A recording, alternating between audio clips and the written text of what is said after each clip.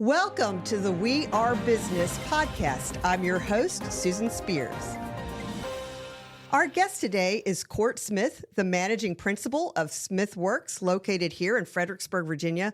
Welcome, Cort. Susan, thank you for having me. I'm excited to be here. I am so excited to be here with you as well. You can't tell, listeners, but we are here on a rainy day in Fredericksburg, Virginia, but we are bringing all the sunshine, and I'm thrilled for any of the pictures you see. I'm holding my beautiful mug that Cort brought me from SmithWorx, and I've got some hot tea in it. So it's going to make this, it's just going to keep me warmed up and happy all through our discussion. I'm so excited. Thank you for bringing it. Yeah, it's just great. It's great. But let me tell you a little bit more about Cort before we get into our discussion. Now, yes, he's the managing principal at SmithWorx, and they are an industry-leading commercial furniture dealer based here in Fredericksburg, Virginia.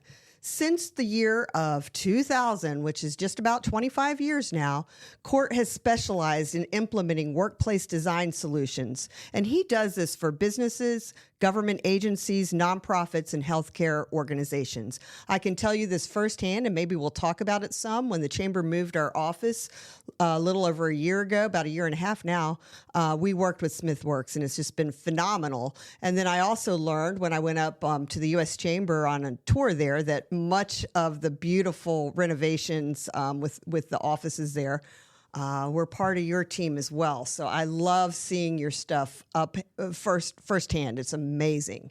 These projects with SmithWorx span from a few thousand to over 1 million square feet, as I just described. And he brings deep experience in balancing budget, design, functionality, quality, and culture to deliver spaces that align with each client's strategic business goals. A graduate of the Smith School of Business at the University of Maryland, College Park, Cort holds a Bachelor of Science degree and has built his career around the intersection of design and organizational culture. He is passionate about understanding the values that drive successful organizations and translating those into thoughtful workspace environments that encourage collaboration, support productivity, and reinforce brand identity. He thrives on the problem-solving aspect of his work, taking a vision or concept and turning it into a highly functional space that fuels both people and performance. I hope everyone that just heard that is looking at your website right now. I do too. Yeah, thank you. So awesome. Yeah. But, you know, I know this didn't happen overnight, and it's not the only thing you've done. So tell me a little about your professional journey and how you landed in this space. Yeah, so funny enough, I started my professional journey in advertising, of all things. Yeah. And spent a couple years doing advertising. With my marketing degree from Maryland, I really was kind of driven and focused around that sort of field. Very quickly realized that was going to burn out pretty quickly in that industry. Okay, you could kind of feel experience, it. Yeah, I could feel that. And I'm the type of person really, I want to enjoy what I do and be passionate about it. So I had the opportunity then to get a job for an office products supplier in the DC market. And through that, while paper and pens are not very exciting, and they weren't, through that, I had the experience of actually getting into the furniture element of things. Yeah. And while we often think of furniture as just being, I order a chair from this place and it shows up, I had the opportunity to get very more involved in the actual design and implementation of an entire workspace while I was there. And I instantly fell in love. Yeah. I got the opportunity to see an empty shell of a space with just walls. And I had a part in completely furnishing this out with specific design elements that were tailored right to that organization's needs. And at the end of the day, saw everybody come in and be productive. And I was like, I love it. It was the perfect mix of left brain and right brain for me, which is who I am. I'm a very balanced brain person. I got the business element and I got the creative design element all at once. So instantly fell in love. Amazing. And so did you have any thoughts or doubts like this is just because I'm involved with this one, so it feels really special to me. Can I do this for other people? I did. Yeah. I didn't know where it would take me at the time, but that experience led me to ultimately be in search for another opportunity with another organization who was focused on that. And once I got to actually working for a furniture dealer in the DC market and had a chance to really get involved, learn from the leaders at that organization and take their knowledge and kind of build on that, I knew it was for me. Absolutely. Yeah. And so when you were in that time, how long was that time where you were with the other company or leaders there in that DC market? Yeah. So I worked for that dealership for 11 years. 11 years. Yep. Doing business development and large account management for them. Yeah. And you have to really, really believe in it when you're doing that business development. Oh, yeah. And if you're there 11 years doing it, that means you're doing it well. Yeah. And you believe in your product. Exactly. I couldn't go out there and put my face and my name on something that I didn't believe. So for me, that was a key core element of what I had to do to support my career. So I did believe in it. I loved it, and I was good at it, frankly, Susan. Yeah, because when you're in your sweet spot, you're good. You're good, right? Yep. When you're passionate about it, and that's, I hope everybody out there has an opportunity to experience what I experienced and be passionate about what they do. And it really drives success.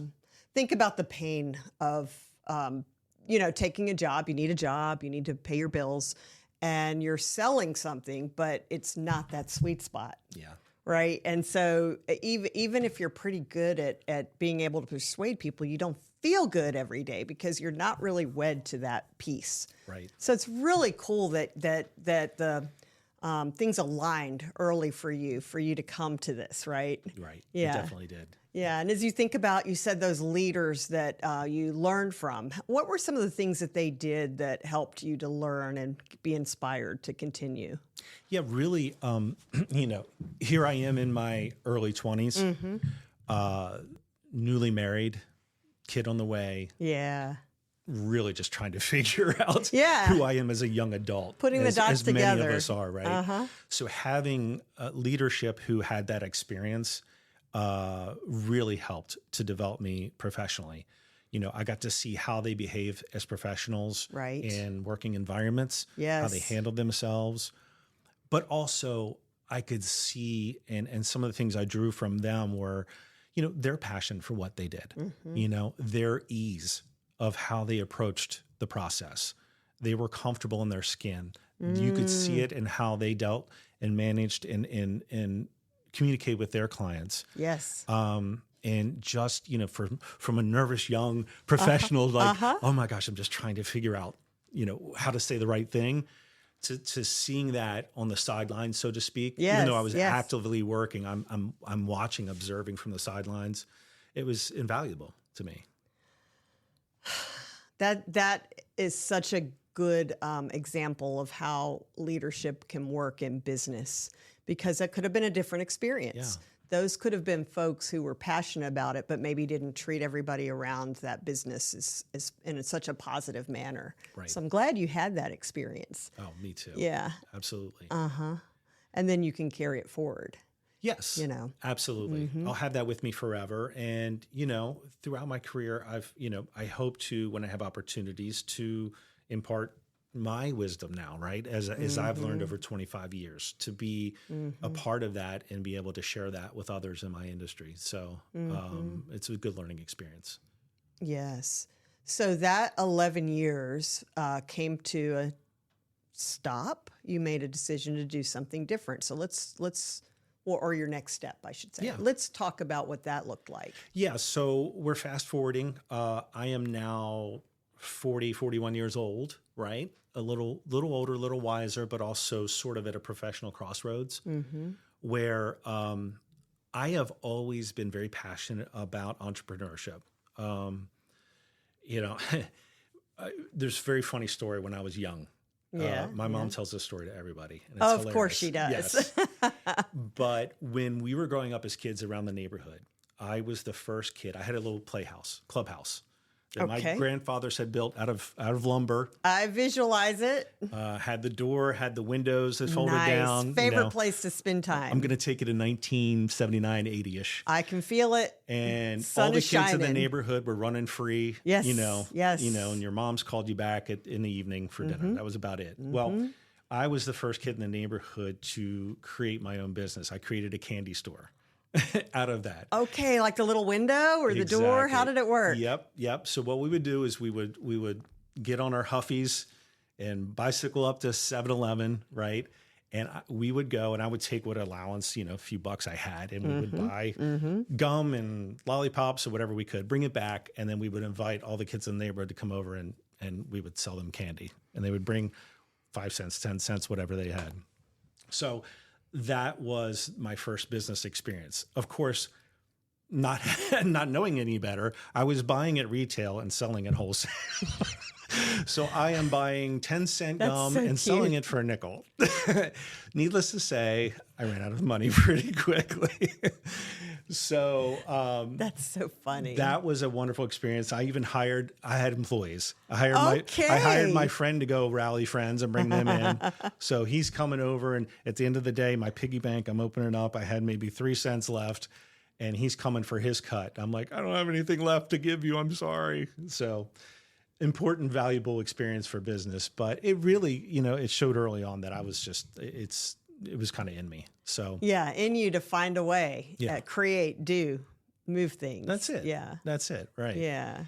And honestly, and what a great example of how you can learn from failure, right? Oh yeah. How many times do we talk about that as leaders and business owners? How important those failures are to your growth, and that was right out of the gate. I learned, oh man, that's not going to work. Yeah. That's not what I want to do. I'm glad you learned it then and not when, here's SmithWorx and I'm going to sell furniture for half of what I paid for. That's right. Yeah. That's right. So fast forwarding now to, again, here I am in my early 40s and at a crossroads. And I knew for myself that if I didn't take advantage of that opportunity in that window, that I may never do it. So I decided on my own to take the experience that I had and open up my own business doing what I love. And it's grown from there. That was in 2015. And, here we are 10 years later celebrating our 10th anniversary, almost to the day. We're 2 weeks away from our 10th anniversary. Oh, I feel special to be so close to your anniversary. Yeah, right? Yeah. And so what was that like, though, at the beginning, too? It sounds so simple, but start your own business, there was a lot to learn right there, right? With licensing, setting up, getting it going. Yes. It's one of the problems that folks that want to be an entrepreneur or start their business, they have their passion and they can really get lost because the actual business side of things, if you don't have a good handle on that, it takes over and then the passion starts, so you've worked your way through that. But what was that like in the beginning and how did you really learn all of those pieces? Yeah, it was trial and error. And it's one of those things that I wish for everyone. I think it'd be easy. And again, mentorship is a great tool, right? If you just take the time and allow yourself to be vulnerable, to ask questions, you could learn so much more quickly than I did. I didn't. I kind of stumbled through it. I see. Yeah. And Understood. maybe was a little too proud and like, I don't want to let people know I don't know what I'm doing. Yes. If that makes sense. Yeah. It so does. Stumbled through it. And it just took me a little longer to kind of get those operational things up and running. I was very fortunate, and with any business, I think there's a little bit of luck that's involved. And for me, it happened to be a very important chamber member who was involved in my luck, and it was Kevin Dillard. Yes. Life Care was my very first client, and when he was still obviously running that organization, and they had faith in me, and they took a chance on me, and I mean, I'm grateful to this day for it. It was really gave me a shot to show what we could do.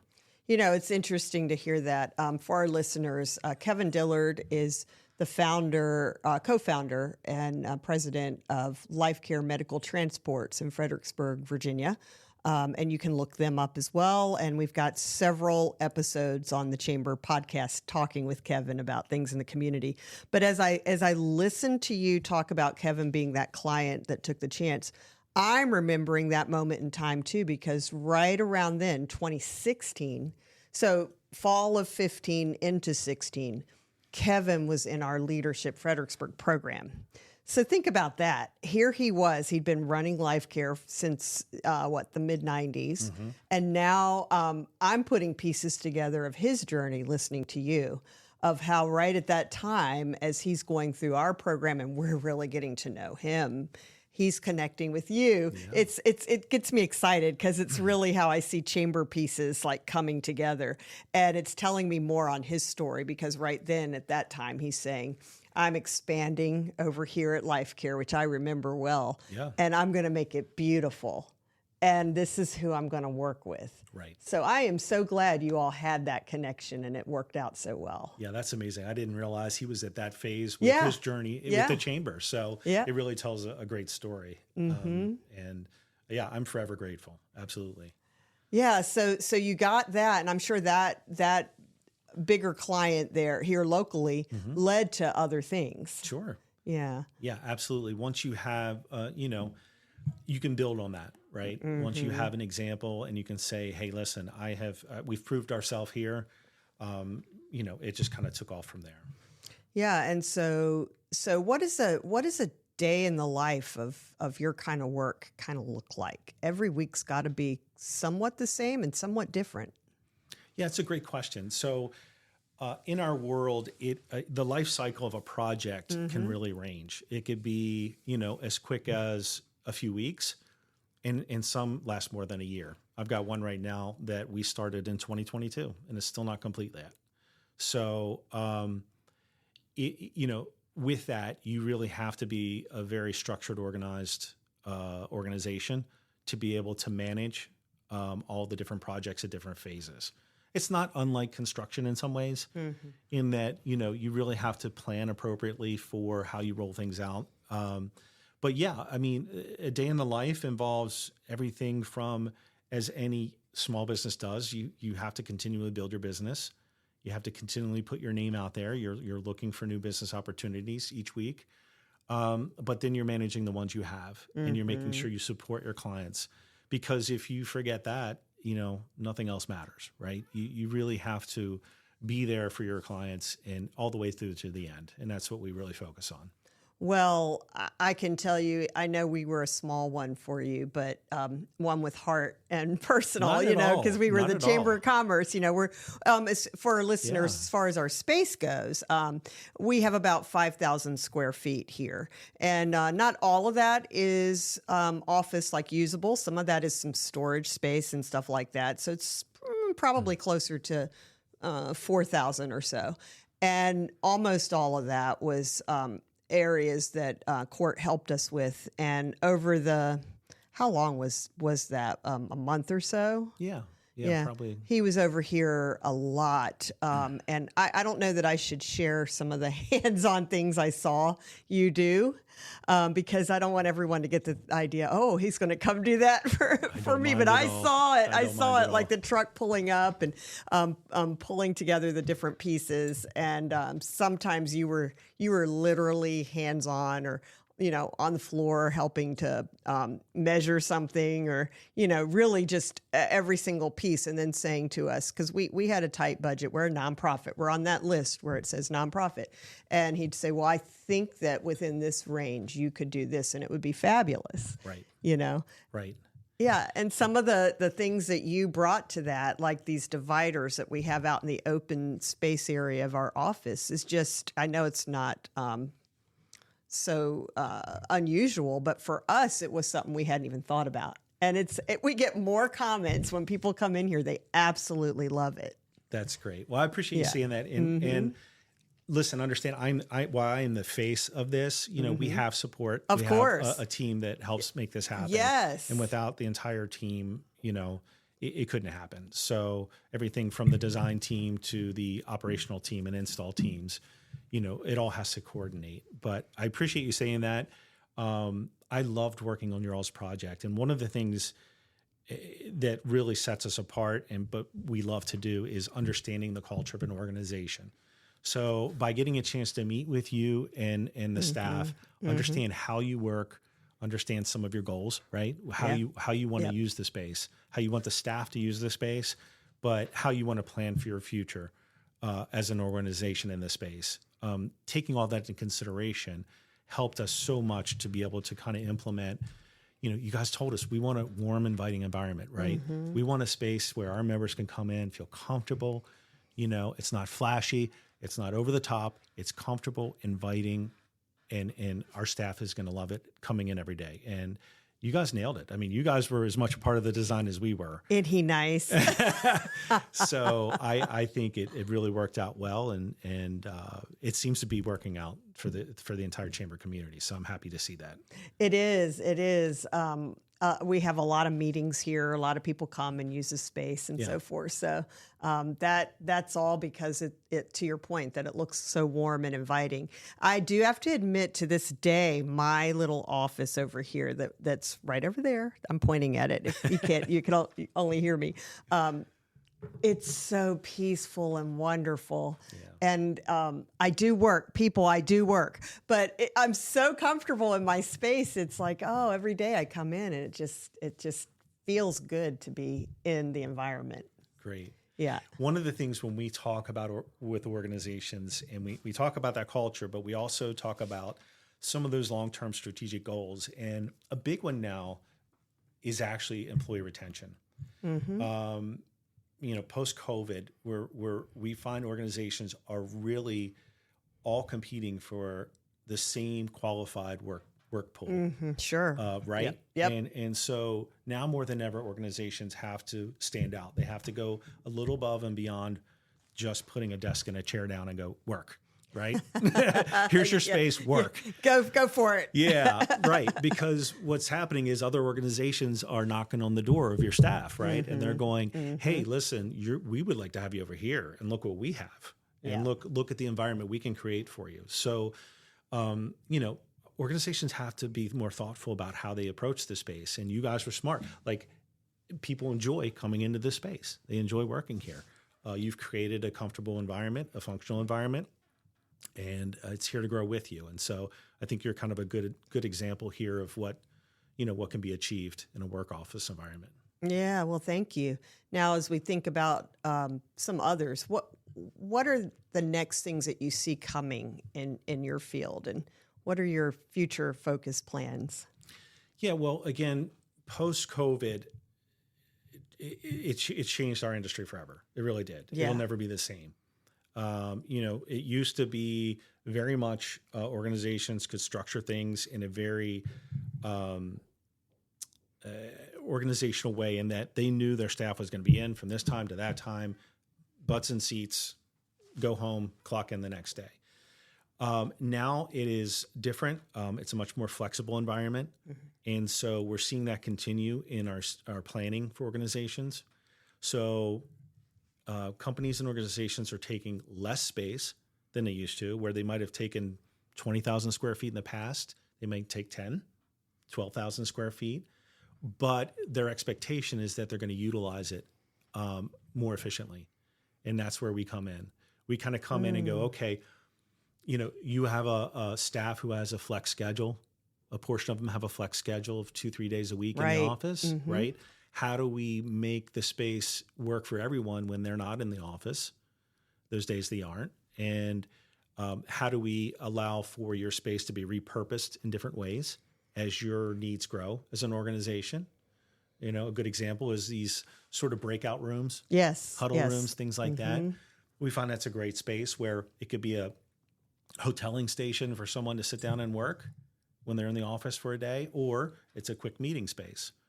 Or it's a private space for staff to go have a conversation, right? Personal conversation, right? You kind of have to start thinking a little more creatively with how the space is going to be used to help companies adapt and be ready for future growth. One of the things I saw at the U.S. Chamber that I thought was so cool, I mean, that's a huge historic building, and we could talk about that probably all day. But there were, I don't think this is the right word, but they were kind of like pods within a huge floor of a sea of desks. And then there were this lineup. They're not like a telephone booth, but maybe the size of it or slightly bigger. But it's a soundproof private space for people to go into with some of their work. And you guys did those. Tell us about those, because I thought that was one of the coolest things I've ever seen. Yeah, it's a neat idea. So creative areas where employees can work in different environments, not just at a desk. It's an important part of now the design scheme. People get tired of sitting at a desk all day. You need the desk. You need heads down space to get your work done. But you also, when you need to collaborate with other staff members, team members, in different ways, we are now creating spaces, like you mentioned, these little breakout areas that are quiet areas where you can go and you can have a one-on-one conversation with another staff member. Yeah, so were they twos? Yeah. Okay, so that's my memory just being off. Yeah, okay, I'm getting it. You can do them in individual too, for very private. So cool. But yeah, you could do them in a little two environment so that a couple people can have a conversation, a one-off conversation about, it could be work related, it could be otherwise. But the idea is it's a very fluid workplace. There's just different working environments. We're seeing, even staff lounges and cafeteria areas. Cafeteria is probably not the right term, but more cafe staff lounge areas that are implemented into spaces.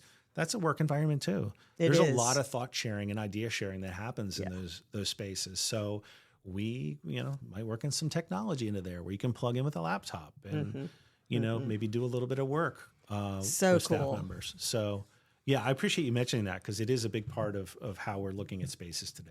Yeah. Well, I love that you've continued to innovate and say, okay, everything just got disruptive. I mean, who didn't get disrupted with COVID? What industry is? I don't know the answer to that. That's something I'm going to look at and say, who did okay? Like as far as still feels the same, because I don't know. I mean, it was just such an heavy thing that we all went through, and I like to refer to it as sort of a collective trauma. I know you've heard that, and I know we're way on the backside, but we're not recovered from it. And so if we're innovative in business, because business has to lead, business is the leader through all of these things: innovation, leading, stability, strength, all of that. And you certainly epitomize that with what you're doing with your business. Yeah. Well, so congratulations, and how exciting on your anniversary coming up. Yeah. Thank you. Yeah. So this will probably air right around the time we record these for our listeners, and they air just a little bit later. So maybe we can time that and put some balloons on the airing to go with your anniversary. It's so great. Well, as we begin to wind down our conversation, are there any other things you'd like to share with listeners? They're from all over the world, but primarily in Virginia or the East Coast. Any other things you'd like to share about your perspective as a business leader? Well, yeah, I mean, really just, again, I kind of go back to some of my learning benchmarks along the way. And I think for maybe those that are up and coming in a new business environment or in an entrepreneurial environment, just to be open to asking questions. Yeah. I think it's okay. And I think, I'm sure there's a lot of entrepreneurs out there that are like me, or at some point were like me, who really, pride gets in the way sometimes. And I admit that, but we have to accept the fact that we don't know everything. And, the learning curve could be so shortened if you just open yourself to asking those questions. And it's a vulnerability for some people. And it was for me to be able to kind of put yourself out there. But I think that would be the one thing my takeaway from all of this is, get out there, ask questions, engage with your business community, engage with the chamber. The resources here are infinite. They really are. And the way you guys have provided all of these services and everything here for your members, to do just that, to be creative, to share ideas, it's what helps a community grow. And I love seeing it in practice. And I think that would be my one comment on that. All right. Well, I appreciate that. And I think that's a really good lesson about it's okay. Ask the questions. You're thinking them, and it's good to just go ahead and get it out there. Talk to people, learn from others, and you'll continue to grow. Yeah, do great things.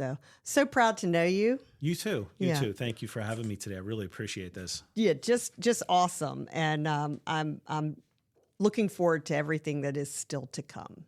So we thank our listeners for spending time with us today. Again, I'm Susan Spears, and our guest today is Cort Smith.